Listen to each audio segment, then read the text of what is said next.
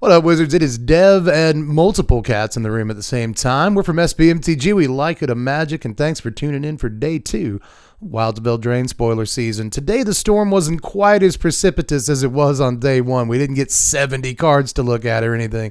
Instead, we got about 20 to talk about. But obviously, it's about quality and not quantity, right? And really, I think that we got just as many playables to look at today as we did all of yesterday. So let's go ahead and get to it. As usual, we'll start with the commons, but the good news is we really didn't get a whole lot of these today. Let's just look at Johan's Stopgap and Ice Out here. Now, Stopgap is 4 mana, 3 and a blue for a sorcery with Bargain. That means you can sacrifice an artifact, enchantment, or token as you cast it.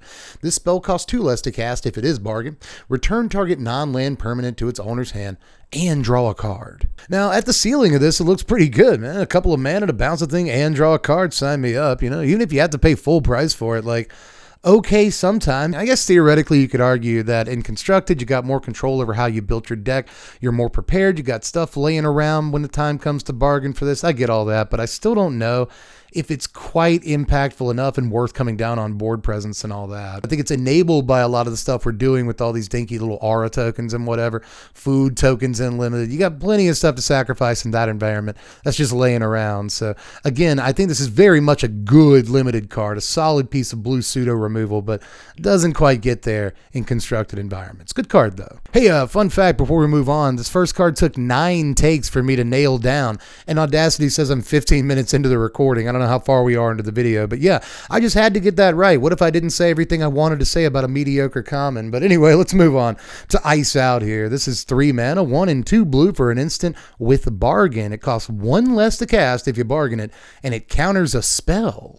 You know, I really want to like this, but we already have Disruption Protocol in Standard, and that card proved to be a little bit booty after some high hopes from most of the community, myself included. I thought that card was going to be great, but hasn't been amazing in everything. Every now and again you run across somebody playing it on Arena, but it hasn't taken a top 8 in a while, or literally ever. So I don't know how good this is going to be, considering you don't just tap an artifact like you do with Disruption Protocol. You just come down on some board presence. You really nerf yourself a little bit to play this. I mean, I would like to believe that all tokens are free and do not cost cards to make. Right, but you're sacrificing resources to bargain no matter how you slice it, right? Like, you paid some mana to get the token out. You did something. You cast a card, something happened, and now you're coming down on that resource where you could have just, if nothing else, here's an argument, you could have used it to bargain for a better spell. I should at least point out before we move on, though, because, you know, I got a little bit more time to talk about cards today, I guess. There's not as many. It's still a cancel. At the floor of the card, at the basement, through the foundation and into the dirt of this card, it is still just a cancel at the baseline, which is not like the worst thing in the world. I think just by virtue of being a cancel, it's better than 25% of all the other Magic cards that have ever been printed. Is that a controversial statement? There's a lot of really bad cards out there, and cancel is just like kind of fine. So there's that. But I guess being a cancel with upside hasn't been enough in Standard for a while. We do have some really strong ones like Urtai's Scorn, which is a cancel that can be discounted like this, right? And then there's also like Dissipate, which is always going to cost 3 mana, but at least it exiles the thing. So we've got some really strong ones in Standard, and you would have to build towards this a lot for it to be worth playing over some of those other things. I'm just not really fooled by a cancel with upside anymore. A cancel that becomes a counterspell. At this point, they've printed more than a dozen of these, and they just don't really like get my hackles up like they used to. You know what I mean? So it's a cool card. I'm not trying to take too much away from it, but again, I just think there's probably better options. Let's move into the uncommons so we can take a look at 2 kind of unimpressive red cards, if I'm being honest with you, and I should. We've got Stone Splitter Bolt and Tattered Ratkeeper. Bolt is X and a red for an instant with Bargain. It deals X damage to target creature or planeswalker. If it was Bargain, it deals twice X damage to that much permanent instead. So good little limited piece of removal, but I don't think this sees Standard play. Am I nuts? I'm pretty sure this actually isn't very good, but let's move on then to Tattered Ratkeeper, which is 1 and a red for a 2/2 human peasant. Whenever a rat you control becomes blocked, it gets +2/+0 till end of turn. Again, another neat little piece for the Rats deck in Limited, but it doesn't go too far beyond that. But at this point, that deck is getting a lot of pieces. For instance, we also saw Lord Skitter's Butcher today. It's 2 and a black for a 2/3 rat peasant.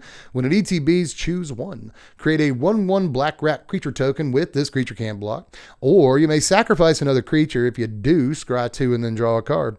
Or creatures you control gain menace until end of turn. Okay, so I'm just going to shamelessly make the same comparison that everyone is making today. Cover your ears if you already heard it. This is obviously a reference to everybody's favorite animated rat. It's Templeton from Charlotte's Web. I can't think of a single other animated rat it could possibly be a reference to, so let's talk about the actual function of the card. 3 mana 2/3 is not great, but at least it kind of puts 3/4 worth of stats onto the table. That's not bad if you choose the rat mode. This puts 2 rats onto the table in your limited rats deck. Like, let's kind of go a little bit, and then if you get it in the late game, it can just kind of engineer an alpha strike by giving everything menace. That ain't bad either. And again, if you're looking for cards, the guy does that too. Your boy does everything, man. Like, rats off to you. You're a good card here when you really think about it. I mean, scry 2 and draw a card when you sacrifice another creature. That's awesome. Kind of plays well in multiples too, right? Because like the first one makes a rat, the second one sacks it, scry 2, draw a card, whatever. So a lot of versatility on this little 3 mana 2/3, and I think that's going to propel it forward pretty far in limited. Again, I don't really see this going too far in standard where we have a lot of great options at 3 mana, but man, this looks close. It just does a little bit of everything. It's great. Man, the food puns in this set are so good. I think I'm going to come back for seconds. Let's take a look at this card here. This is 3 mana, 2 and a black for a sorcery with Bargain. Return up to 2 target creature cards from your graveyard to your hand. If this spell was bargained, you may put one of those cards with mana value 4 or less onto the battlefield instead of putting it into your hand. Okay, so this doesn't quite excite me as much as the Lich Knight's whatever it was from yesterday. This card on screen, I remember the text box, but I don't remember the name. I don't remember the name of any Magic card. What is it, a Green Lotus? I can't remember. But one way or the other, this card is still kind of exciting, man. Like, just throw a Shieldred on the table or something. Seems all right. There's a lot of like really good 4-drops in standard, but obviously Shelly is the example I was going to use. You probably saw that coming because it's a good example. Problem with this card, though, at least the one that I have, is that it's kind of hard to figure out exactly what deck you want to play it in, and then once you got that pinned down, how many copies you're actually going to play, right? I assume you're going to play this in a black deck that has an extremely low curve and a fair number of creatures, right? But you also have to have a way to dump stuff into your graveyard early game so you can reanimate it as quickly as possible, say turn 3. You also have to have like a token generation thing or an artifact or enchantment you can play very early in the game to actually bargain for this if you do want to play it on turn 3. So if you want 4 copies in your deck and you built the whole thing around getting a 4-drop and an extra card in your hand on turn 3, that requires a ton of setup and more than likely some bad cards. Conversely, if you just want to play like 1 or 2 of these in your deck and it's kind of a late game piece, again, you got to keep the curve relatively low, and I think you could probably just be using those slots better in a kind of mid-rangey grind pile. So I'm just not super sure exactly where this card fits, but I really like the design. I think it probably has some stuff it can do. But let's move on to Howling Galefang, which I actually have a good amount less to say about, but it's one of the newer cards of the day. This is 4 mana, 2 and 2 green for 4/4 Beast with Vigilance, and it has haste as long as you own a card in exile that has an adventure. So you've heard of Questing Beast. This is Mesting Beast. It's just not great. Obviously, again, a pretty limited oriented card that once it's fully juiced isn't bad. You know, a little Ulvenwald oddity kind of impression, you know, Vigilance and haste. Not too bad on a 4 mana 4/4, but obviously if you're playing in constructed, there are just way better cards you could be playing than this. It's relegated to limited, but it ain't too bad there. But let's look at, so far at least, the last common of the day. This is Callous Sellsword. It costs 1 and a black for a 2/2 human soldier, and it enters the battlefield with a +1/+1 counter on it for each creature that died under your control this turn. But it also has an adventure. This is the cool part. The adventure is burned together for a single red mana. It's a sorcery. Target creature you control deals damage equal to its power to any other target, then sacrifice it. What a cool little fling effect this is, but it is worth noting that it's not quite fling the way it's worded here. The timing is different. On fling, the old school one, you sacrifice the creature as part of casting the spell, so they can't really mess around with the creature, right? But on this one, you target the creature with the spell's effect while the spell is on the stack, and so your opponent has a chance to take it out with the removal spell before it can actually hit something for its power. Again, the timing is different here, and that does matter a great deal. However, that comes with upsides to fling too, and in this case, those upsides are things like, say, lifelink.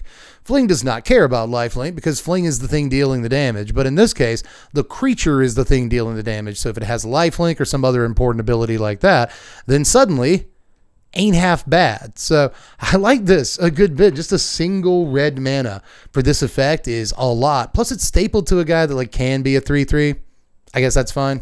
There's a lot of things I like about this. It's kind of hard to engineer a 2-mana 3/3 in the early game with it, but if nothing else, it's kind of a removal spell stapled to a guy, and those are always at least worth looking at. It's a decent card.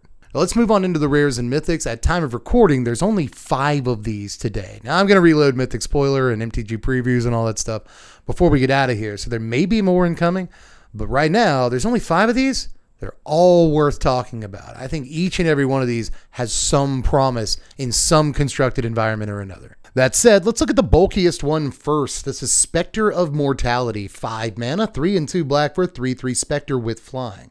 When it ETBs, you may exile 1 or more creature cards from your graveyard. When you do, each other creature gets -X until end of turn, where X is the number of cards exiled this way. Now, as I've just said, removal spells stapled to guys, usually worth looking at. This guy's awesome. Now, you have to have like 3, 4, 5 creatures in your graveyard to ensure that you're going to sweep like the entire board on curve, but that's not like super hard. There's going to be a lot of board states, I'm pretty sure, where just getting this guy to eat like 2 dudes out of your graveyard is going to make a pretty big difference on the board. Also, probably a pretty sneaky post-combat play when your opponent's dudes are a little bit injured, and this can take them out. I love that it says each other creature, is never going to hurt himself. He's always going to be a little 3/3 flyer, just slamming in for damage, Like, I think 5 mana is a good kind of a lot for this effect. Don't get me wrong. I do think he's a neat reanimator target. In your reanimator deck, maybe a one of, right? When you find yourself in those situations where slamming a Traxa or a Tally is not going to be enough because I still get killed on the crackback next turn or whatever. I got 1 copy of this guy, and since I've been dumping dudes in my yard all game, I guess I can just like get 4 guys out of my yard for this guy's ability, you know what I mean? And suddenly everything gets -4, and he saves the day, right? Sometimes you need a sweeper more than you need to reanimate a guy in your reanimator deck. So I could see a couple of copies of this dude kind of finding its way into the odd Atraxa build here and there, but probably not, if I had to guess. Really, though, this looks like one of those guys that's rare because, he's a ridiculous card in Limited. This card is unbelievable in Limited. If you just have a couple of dudes in your yard, it's probably going to do a lot of work. But I will stand by this. I think that in Standard, this isn't quite sleeper territory. We haven't seen the whole set yet, so I reserve the right to put this guy on the sleepers list when the time comes, But still, I think there might be something to this dude. I've seen a bunch of people just discounting him immediately, writing him off today, and I think that's probably a mistake. This dude might have some work to do. Let's move on to Spellbook Vendor here. This is 1 and a white for a 2/2 human peasant with vigilance. At the beginning of combat on your turn, you may pay 1. When you do, create a sorcerer role token attached to target creature you control. Man, Luminarch Aspirant was such a good card that even when I see a bad Luminarch Aspirant, I want to point it out and be like, you guys see this new Luminarch Aspirant? It's not good. The thing about roles to remember is that you can't target a creature for a role here that already has a role attached to it. That's not good, So you can, I guess, target itself. I also hate that you have to pay 1. Why do you have to pay 1? It's just very silly how scared they were to reprint anything close to Luminarch Aspirant, even though we have Siege Veteran in the format right now. I guess that costs 3 and this costs 2, right? I'm glad that they didn't go all the way, though, because, I famously hated Luminarch Aspirant, was very sick of it. So at least this isn't that, but you could argue that if you have enough creatures on the table and you wanted to spread those counters out anyway for whatever reason, this is technically better, but that is extremely situational. Being able to scry with this dude in your aggro deck might actually be kind of worthy of inclusion in some mono-white standard deck. It's kind of lame, or more accurately good, actually, probably, that this doesn't have the soldier job title. Otherwise, that deck will be falling all over itself to include a few copies of this. But as it stands, this is probably better just for those generic mono-white aggro decks that aren't actually as popular as the thematic soldier decks and stuff like that. But, +1/+1 and scry on different dudes every turn might actually make that different. I think the scry is adding up to effectively scry 2 or 3 every turn and get to the card you need in your aggro deck. That might actually make this huge difference. I think this card is pretty good, but not incredible, which is kind of what I want cards to be, so I like it. Also, just last thing on here, because I have to do some sort of stupid pun. I like that the lesson of this card, the flavor, is that knowledge is power. That's good. If you get +1/+1 for every book that you've read in your life, I get like +4/+4. So it's not bad. I think I also wanted to stick around and talk about that card for a while longer because I really didn't want to move on to our next card. It's Scalding Viper. Look, this thing is 1 and a red for a 2/1 elemental snake. Whenever an opponent casts a spell with mana value 3 or less, Scalding Viper deals a damage to that player. It's also got Steam Clean. This is an adventure. 1 and a blue for a sorcery. Return target non-land permanent to its owner's hand. The fact that this is sorcery speed tames this a lot, so I don't hate it so much. When I first read this, I was like, oh my God, it's Brazen Borrower. No, it's not. It's not quite BB, and that's for the best, I think. Now, when it comes to the snake, when it comes to the actual like creature half of this, it's actually kind of sick. It's a little bit sick, you know? Like, yeah, 2 mana, 2 power creature. It's not the most impressive thing in the world, but I think there might be some, like, is it spells decks that might want to play this just for the spell half and the fact that you get a creature too that deals a little bit of damage to your opponent. If they want to, like, remove that thing with a 2-cost spell, you know, if they just want to play, like, a decent 2 power creature or whatever. Like, there's a lot of things that could actually damage them just by them playing them. So I think this is pretty cool. You know, I don't usually like cards that care about what your opponent is doing, but like this is standard and it's just Magic in general. A lot of the powerful cards in your opponent's deck are going to be 3 mana or less, like a lot of the time. So if the first spell they cast isn't a removal spell against this thing specifically, they're probably going to take 2-3 damage just because this exists on the board. And like, in the meantime, it also got some tempo for you if you played the adventure half. I don't know. I like this. But I fear it. You know what I mean? I think Brazen Borrower has just taught me to cower in the corner when I see cards like this. But again, I think the sorcery speed might save us from this being really annoying. But, you know, the creature half also looks kind of annoying. So we'll see when this thing actually hits standard. Well, let's take a look at a couple of mythics here, starting with Agatha's Soul Cauldron. This is 2 mana for a legendary artifact. You may spend mana as though it were mana of any color to activate abilities of creatures you control. Creatures you control with +1/+1 counters on them have all activated abilities of all creature cards exiled with Agatha's Soul Cauldron. You can tap it and exile target card from a graveyard. When a creature card is exiled this way, put a +1/+1 counter on target creature you control. I guess just all the cauldrons have to be really confusing and complex. Is that the joke? Like ever since Ice Cauldrons are complex. No, they're not. They're bowls. You make soup in them. This one does stuff with activated abilities. How does a cauldron do that? I don't get the flavor on this at all, but I do get that it's a really powerful Magic card. I don't think that it's great in like, you know, 60 card constructed environments. I don't know if this really gets there in standard, but really that all depends on what activated abilities are available in the format. That's why I might actually be completely wrong about the 60 card constructed environments won't want this card tripe that I just tried to peddle to you. Look, people are already talking about this in Modern with Yawgmoth. First of all, it's 2 really good activated abilities to give all of your guys. That seems good, especially your guys with Undying. Let's go. But also, people are talking about this in like Grist, because in case you didn't know this, I didn't know this. I didn't think you could do this, but all of your guys with +1/+1 counters, they're going to have loyalty abilities. If one of the cards exiled with Cauldron is a Grist. Obviously, in Commander, you can have yourself a ball with this thing. It seems like this is probably more geared toward Commander than anything else. Just obviously a very fun card, but we'll see if it gets there. I mean, you still have to actually play the thing and set it up, and if it's worth it, but I'm still not convinced. All right, so last card of the day so far, at least, before we reload everything and see if the claw machine picks something nice out for us. Let's look at Virtue of Loyalty. This is 5 mana, 3 and 2 white for an enchantment. At the beginning of your end step, put a +1/+1 counter on each creature you control and untap those creatures. Nice. It has an adventure, though. This is Arden Vale Fealty. For 1 and a white, it's an instant. Create a 2/2 white knight creature token with vigilance. Okay, so 5 mana is a lot, and you have to wait until the end step. You don't even really get the bonus for the attack step that you play this card, which is, you know, it's booty. But I still think this is probably like kind of well worth it in a lot of decks. Again, right now, like the predominant mono-white aggro deck in Standard and even the predominant blue-white deck in Standard are both soldiers decks, right? And this doesn't care. I don't think this really goes in, but if there's a more sort of generic, traditional, non-thematic, you know, creature-based, whatever, like creature type based mono white aggro deck, I think maybe you can make an argument for this in there.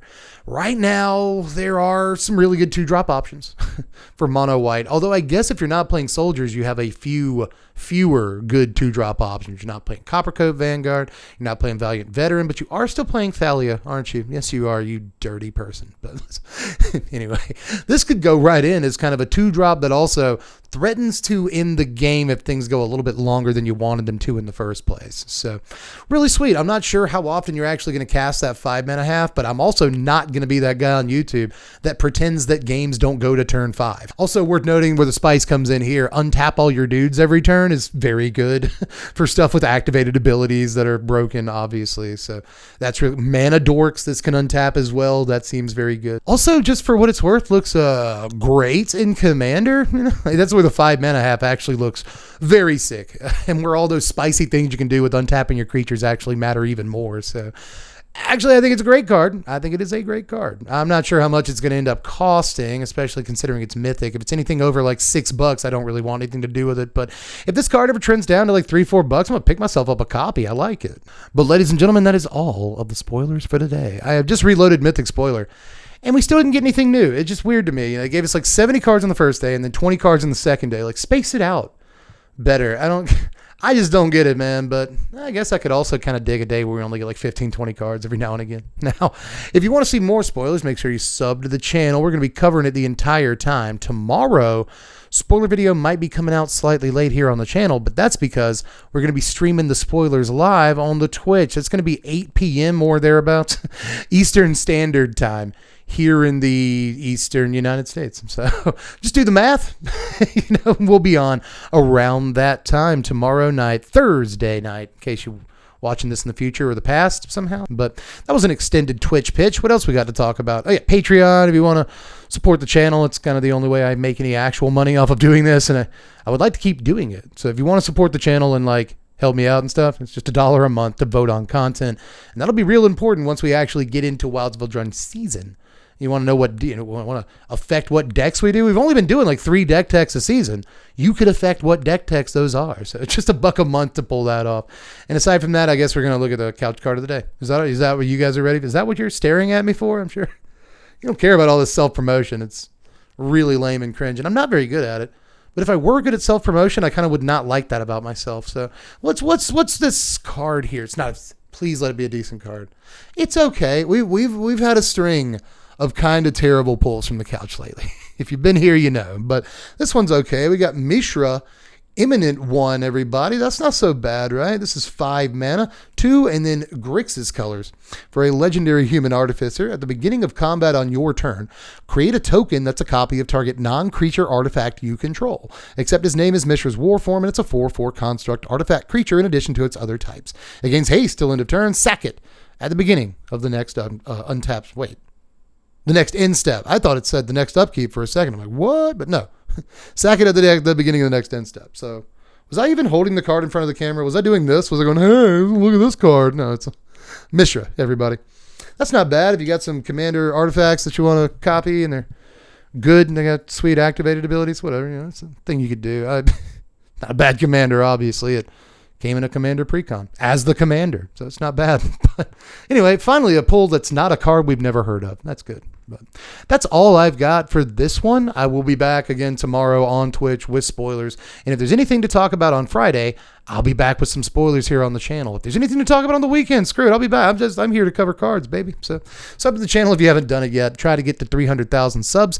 Only need about 172,000. So you'll just, every little bit helps get us there. But anyway, I think I'm going to let you go now. I'm done. Love you guys. I'll catch you cats later. I'm Deb from The Place. Thanks for watching, Wizards. Spread love and be kind.